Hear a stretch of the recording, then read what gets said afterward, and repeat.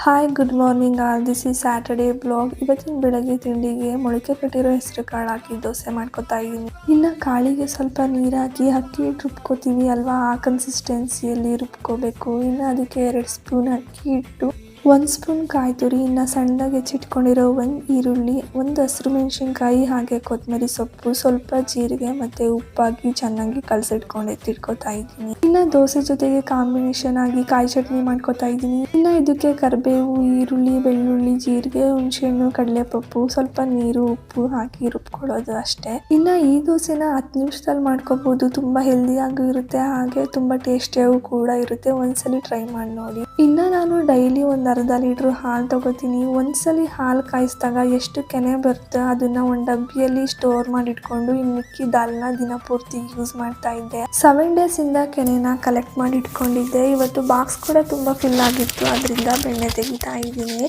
ಇನ್ನು ಬೆಣ್ಣೆನೂ ಅಷ್ಟೇ ಹತ್ತತ್ರ ಒಂದು 500 ಗ್ರಾಮ್ ಕಲೆಕ್ಟ್ ಆಗಿತ್ತು. ಇನ್ನು ಒಂದು ಬಾಕ್ಸ್ ಅಲ್ಲಿ ಹಾಕಿ ಸ್ಟೋರ್ ಮಾಡಿ ಇಟ್ಕೊಂಡ್ರೆ ಯಾವಾಗ ಬೇಕೋ ಅವಾಗ ಯೂಸ್ ಮಾಡ್ಕೋಬಹುದು. ಇನ್ನು ಇವತ್ತು ಮಧ್ಯಾಹ್ನದ ಊಟಕ್ಕೆ ಇದ್ಕಿದ್ ಬೇಳೆ ಹಾಕಿ ಸಾಂಬಾರ್ ಮಾಡ್ಕೊತಾ ಇದ್ದೆ. ಇನ್ನು ಸ್ವಲ್ಪ ಆಯಿಲ್ ಹಾಕಿ ಸಾಸಿವೆ, ಈರುಳ್ಳಿ, ಬೆಳ್ಳುಳ್ಳಿ ಪೇಸ್ಟ್, ಇದ್ಕಿದ್ ಬೇಳೆ, ಟೊಮೊಟೊ ಮತ್ತೆ ಕಟ್ ಮಾಡಿ ಇಟ್ಕೊಂಡಿರೋ ಬದನೆಕಾಯಿ, ಆಲೂಗೆಡ್ಡೆ, ಸ್ವಲ್ಪ ಉಪ್ಪು ಹಾಕಿ ಚೆನ್ನಾಗಿ ಫ್ರೈ ಮಾಡಿ, ಇನ್ನು ಸಾಂಬಾರ್ ಮಸಾಲೆಗೆ ಕಾಯಿ, ಕಡಲೆಪಪ್ಪು, ಟೊಮೊಟೊ, ಚಕ್ಕೆ, ಲವಂಗ, ಗಸಗಸೆ ಹಾಕಿ ಪೇಸ್ಟ್ ಮಾಡಿ ಅಷ್ಟರಲ್ಲಿ ಪೇಸ್ಟ್ ಹಾಕಿ 1-2 ವಿಷಲ್ ಹಾಕ್ಸಿದ್ರೆ ಸಾಂಬಾರ್ ರೆಡಿ ಆಗ್ಬಿಡುತ್ತೆ.